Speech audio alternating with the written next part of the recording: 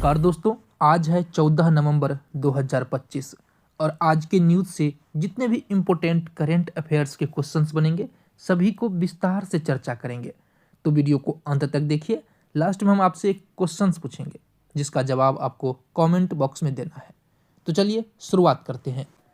पहला क्वेश्चन है, हाल ही में कौन सा शहर भारत का पहला शहर बना है जिसने प्रदूषण नियंत्रण के लिए सड़कों पर एयर प्यूरीफायर स्थापित किया है? तो दोस्तों ऐसा किसने किया है? जयपुर ने रामबाग सर्कल पर शहर का पहला आउटडोर एयर प्यूरीफायर स्थापित किया है। एयर प्यूरीफायर यानी कि हवा को शुद्ध करने वाला एक मशीन स्थापित किया है जयपुर ने। दोस्तों एयर प्यूरीफायर का मुख्य उद्देश्य है व्यस्त चौराहों पर वाहनों के कारण होने वाले वायु प्रदूषण, खासकर पार्टिकुलेट मैटर को कम करना। दोस्तों यह कहाँ पर खोला गया है? रामबाग सर्कल पर जयपुर में। दोस्तों ये उपकरण वायु प्रदूषण को फिल्टर करने और हवा की गुणवत्ता में सुधार करने के लिए डिजाइन किया गया है। दोस्तों बात करें जयपुर की तो इसे गुलाबी शहर के नाम से जाना जाता है। यह राजस्थान की राजधानी है और सबसे बड़ा शहर है। यह अपनी समृद्धि, ऐतिहासिक विरासत, भव्य वास्तुकला और जीवंत संस्कृति के लिए विश्व भर में प्रसिद्ध है। दोस्तों इसकी स्थापना 1727 में आमेर के कछवाहा शासक महाराजा सवाई जयसिंह द्वितीय ने की थी। जयपुर भारत के शुरुआती नियोजित शहरों में से एक है जिसे बंगाली वास्तुकार विद्याधर भट्टाचार्य ने प्राचीन शिल्प शास्त्र के सिद्धांतों के अनुसार डिजाइन किया था। दोस्तों 1876 में प्रिंस ऑफ वेल्स के स्वागत में महाराजा सवाई राम सिंह ने पूरे शहर को गुलाबी रंगों से रंगवा दिया था जो उनके स्वागत के लिए किया गया था। तब से इस शहर का नाम गुलाबी शहर यानी कि पिंक सिटी नाम दे दिया गया। दोस्तों 2019 में यूनेस्को ने जयपुर शहर को एक विश्व विरासत शहर के रूप में मान्यता दी। नेक्स्ट क्वेश्चन, हाल ही में किस देश को यूनेस्को के मैन एंड बायोस्फीयर काउंसिल के सदस्य के रूप में चुना गया है? सही आंसर है ओमान। दोस्तों ओमान को 2025 से 2019 के कार्यकाल के लिए यूनेस्को के मैन एंड बायोस्फीयर कार्यक्रम की अंतर्राष्ट्रीय समन्वय परिषद के सदस्यों के रूप में चुना गया है। दोस्तों चुनाव उज्बेकिस्तान गणराज्य के समरकंद शहर में आयोजित 43वें यूनेस्को का जो सम्मेलन हुआ था उसके दौरान यह निर्णय लिया गया। दोस्तों बात करें यूनेस्को की तो इसका जो मुख्यालय है कहाँ पर है? पेरिस में फ्रांस के पेरिस में इसका मुख्यालय स्थित है। दोस्तों यूनेस्को का मैन एंड बायोस्फीयर कार्यक्रम एक अंतर सरकारी वैज्ञानिक कार्यक्रम है जिसे लोगों और उनके पर्यावरण के बीच संबंधों को बेहतर बनाने के लिए एक वैज्ञानिक आधार स्थापित करने के लिए 1971 में शुरू किया गया था। इसका उद्देश्य है मानव आजीविका में सुधार करना और प्राकृतिक व प्रतिबंधित पारिस्थितिकी तंत्रों की सुरक्षा करना। नेक्स्ट क्वेश्चन, भारत अंतर्राष्ट्रीय व्यापार मेला 2025 का आयोजन कहाँ किया जाएगा? सही आंसर है ऑप्शन बी, नई दिल्ली। दोस्तों भारत अंतर्राष्ट्रीय व्यापार मेला 2025 का आयोजन नई दिल्ली में किया जा रहा है और यह आयोजन जो है 14 से 27 नवंबर 2025 तक नई दिल्ली के प्रगति मैदान में भारत मंडपम में आयोजित होगा। दोस्तों यह भारत अंतर्राष्ट्रीय व्यापार मेला का 44वां संस्करण है। इस मेले का आयोजन इंडिया ट्रेड प्रमोशन ऑर्गेनाइजेशन द्वारा किया जा रहा है नई दिल्ली के प्रगति मैदान भारत मंडपम में। इस वर्ष का जो थीम है एक भारत श्रेष्ठ भारत, जो भारत की विविधता, तकनीकी प्रगति और सांस्कृतिक कार्यक्रमों को दर्शाती है। दोस्तों उत्तर प्रदेश, राजस्थान, महाराष्ट्र और बिहार इस वर्ष के भागीदारी राज्य है। झारखंड इस वर्ष फोकस राज्य है। 12 से अधिक देश इस मेले में भाग ले रहे हैं। मेले में विभिन्न प्रकार की कला और शिल्प, हथकरघा, AI, साइबर सुरक्षा और रक्षा क्षेत्र में आत्मनिर्भर भारत अभियान के तहत तकनीकी नवाचारों का प्रदर्शन किया जाएगा। नेक्स्ट क्वेश्चन, किस भारतीय एयरबेस को अपग्रेड किया गया है और अब यह दुनिया के सबसे ऊंचे फाइटर एयरबेस में से एक है? तो दोस्तों इसका सही आंसर है option B, Nyoma airbase. Nyoma airbase जिसे अपग्रेड किया गया है और अब यह दुनिया के सबसे ऊंचे लड़ाकू एयरबेस में से एक बन गया है। कहाँ पर है दोस्तों? यह है लद्दाख में। दोस्तों यह एयरबेस पूर्वी लद्दाख में 13,700 फीट की ऊंचाई पर स्थित है, जो इसे दुनिया का सबसे ऊंचे ऑपरेशनल फाइटर एयरबेस में से एक बनाता है।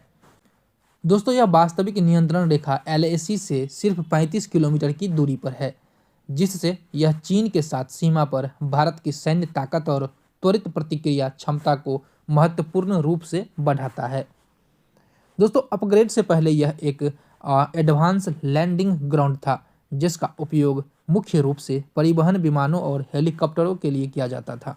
अब इसे एक पूर्ण लड़ाकू सक्षम एयरबेस के रूप में विकसित किया गया है, जहां फाइटर जेट, परिवहन विमान और हेलीकॉप्टर सभी संचालित हो सकते हैं।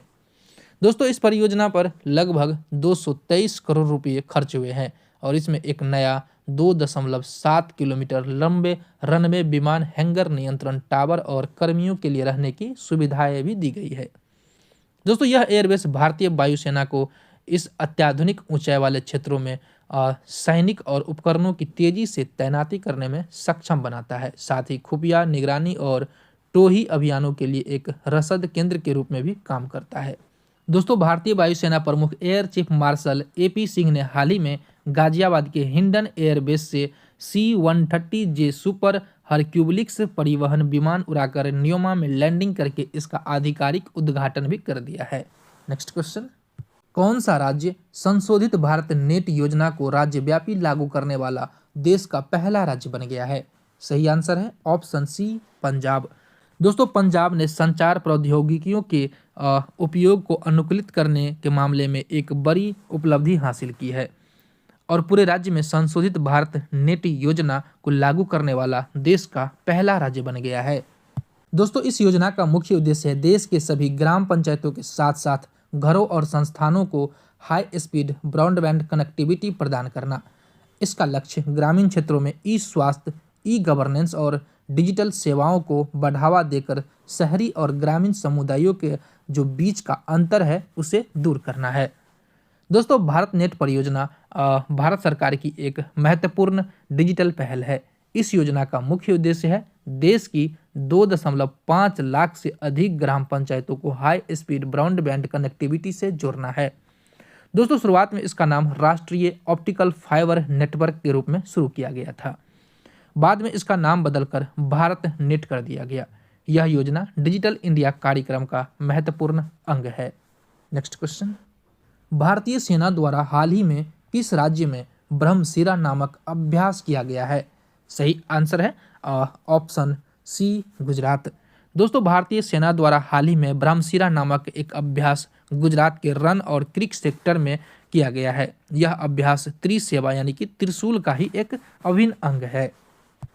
दोस्तों यह एक संयुक्त सैन्य अभ्यास था जिसमें थल सेना, नौसेना और वायुसेना ने मिलकर भाग लिया था। इसके अलावा भारतीय तटरक्षक बल और सीमा सुरक्षा बल ने भी नागरिक प्रशासन के साथ मिलकर इस अभ्यास में समन्वय किया। दोस्तों इस अभ्यास का मुख्य उद्देश्य था भूमि, समुद्र और वायु तीनों डोमेन में एकीकृत युद्ध क्षमताओं और संचालन तत्परता का परीक्षण और सत्यापन करना। इसका लक्ष्य विभिन्न खतरों के विभिन्न परिसंचालन तत्परता बनाए रखने के लिए सशस्त्र बलों की विभिन्न शाखाओं के बीच बेहतर तालमेल और सैन्य नागरिक संचालन को मजबूत करना था। ऑर्गेनाइजेशन इंटरनेशनल डेस कंस्ट्रक्शन डी ऑटोमोबाइल्स का पहला भारतीय अध्यक्ष किसे नियुक्त किया गया है? सही आंसर है ऑप्शन B, शैलेश चंद्र। दोस्तों यह पहली बार हुआ है कि किसी भारतीय उद्योगपतियों को वाहन निर्माताओं के वैश्विक संगठन का नेतृत्व करने के लिए चुना गया हो। ऑर्गेनाइजेशन इंटरनेशनल डेस कंस्ट्रक्शन डी ऑटोमोबाइल्स का पहला भारतीय अध्यक्ष शैलेश चंद्र को नियुक्त किया गया है। दोस्तों ऑर्गेनाइजेशन इंटरनेशनल डेस कंस्ट्रक्शन डी ऑटोमोबाइल्स क्या है? यह दुनिया भर की कार बनाने वाली कंपनियों का सबसे बड़ा अंतर्राष्ट्रीय संगठन है। यह संगठन पेरिस जो फ्रांस में स्थित है वहां पर इसका मुख्यालय है। यह संगठन मिलकर यह तय करता है कि कारें कितनी सुरक्षित होनी चाहिए, प्रदूषण के नियम क्या होंगे और ग्लोबल ऑटोमोबाइल्स व्यापार कैसे चलेगा। दोस्तों यह महत्वपूर्ण क्यों है?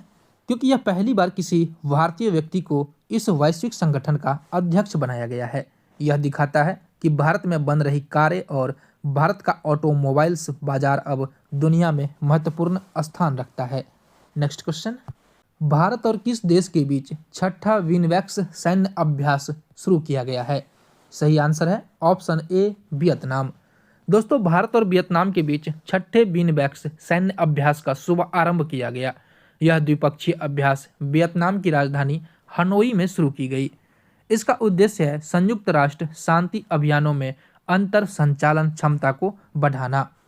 दोस्तों, इंडोनेशिया और भारत के बीच होता है गरुड़ शक्ति, सिंगापुर के साथ सिम्बेक्स और बोल्ड कुरुक्षेत्र, थाईलैंड के साथ होता है मैत्री संयुक्त सैन्य अभ्यास।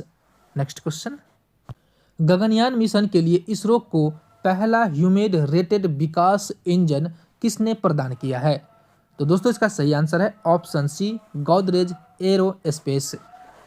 दोस्तों, गोदरेज एरोस्पेस ने इसरो को पहला ह्यूमन रेटेड L-110 स्टेज विकास इंजन सौंपा है, जो गगनयान मिशन के लिए LVM-3 रॉकेट को शक्ति देगा। दोस्तों, यह इंजन LVM-3, जिसे ह्यूमन रेटेड संस्करण में HLVM-3 कहा जाता है, लॉन्च व्हीकल का एक महत्वपूर्ण घटक है। LVM-3 इसरो का सबसे भारी और विश्वसनीय रॉकेट है। ह्यूमन रेटेड का अर्थ है कि इस इंजन को मानव अंतरिक्ष उड़ान के लिए निर्धारित करे सुरक्षा और विश्वसनीयता मानकों को पूरा करने के लिए डिजाइन और प्रशिक्षण किया गया है। दोस्तों, यह रॉकेट भारतीय अंतरिक्ष यात्रियों को पृथ्वी की निचली कक्षा लगभग 400 किलोमीटर में ले जाएगा और उन्हें सुरक्षित रूप से वापस लाएगा। इस इंजन की डिलीवरी भारत की स्वदेशी डिजाइन और विनिर्माण क्षमता को दर्शाती है, जो मेक इन इंडिया पहल में एक महत्वपूर्ण कदम है। दोस्तों, गगनयान मिशन के मुख्य उद्देश्य 3 अंतरिक्ष यात्रियों को पृथ्वी की निचली कक्षा में भेजना, अंतरिक्ष यात्रियों को अंतरिक्ष में लगभग 3 दिन बिताने के बाद सुरक्षित रूप से पृथ्वी पर वापस लाना और भारतीय समुद्री जल में उतारना। दोस्तों, यह मिशन पूरी तरह से स्वदेशी तकनीकी रॉकेट और कैप्सूल का उपयोग करके भारत की अंतरिक्ष प्रौद्योगिकियों में आत्मनिर्भरता को दर्शाता है। दोस्तों, यह भारत के दीर्घकालिक अंतरिक्ष अन्वेषण कार्यक्रम जैसे अंतरिक्ष स्टेशन स्थापित करने और चंद्र मिशनों के लिए आधारशिला रखेगा।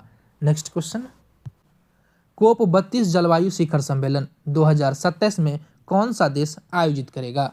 सही आंसर है ऑप्शन सी इथोपिया। दोस्तों, 2027 में होने वाले कोप 32 जलवायु शिखर सम्मेलन का मेजबानी इथोपिया करेगा। दोस्तों, यह सम्मेलन इथोपिया के राजधानी अदीस अबाबा में होगा 2027 में। दोस्तों, यह 16 वर्ष में पहली बार होगा जब वैश्विक सम्मेलन उप सहारा अफ्रीकी धरती पर आयोजित किया जाएगा। अफ्रीकी समूह द्वारा समर्थन एक महत्वपूर्ण कदम था और इस निर्णय को कोप 30 के दौरान औपचारिक रूप से पुष्टि किया जाना अपेक्षित था। इथियोपिया को जलवायु नीति में एक अग्रणीय देश माना जाता है, जिसका लक्ष्य है 2050 तक नेट जीरो उत्सर्जन प्राप्त करना। दोस्तों, बात करें इथियोपिया की, तो इसका पहले नाम था अबिसिनिया। यह हॉर्न ऑफ अफ्रीका यानी कि पूर्वी अफ्रीका में स्थित एक अत्यंत महत्वपूर्ण व ऐतिहासिक देश है। यह अफ्रीका के सबसे पुराने स्वतंत्र देशों में से एक है और दोस्तों, इसे कभी किसी यूरोपीय शक्तियों ने गुलाम नहीं बनाया। दोस्तों, इस पर सिर्फ इटली ने 5 साल तक राज किया था। दोस्तों, इसकी राजधानी अदीस अबाबा है। यहाँ अफ्रीकी संघ का मुख्यालय स्थित है। अफ्रीका का सबसे बड़ा खुला बाजार मेरकाटो भी अदीस अबाबा में ही स्थित है। दोस्तों, यह एक स्थलबद्ध लैंडलॉक्ड कंट्री है।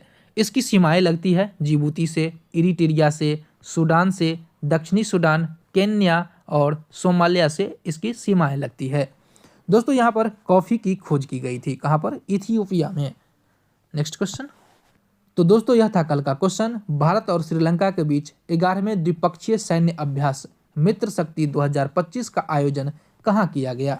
इसका सही आंसर है ऑप्शन डी बेलगामी, कर्नाटक। बहुत से लोगों ने सही जवाब दिया था। तो दोस्तों, यह है आज का क्वेश्चन। भारत की पहली समुद्री शैवाल खाद्य पार्क की स्थापना किस राज्य में की गई है?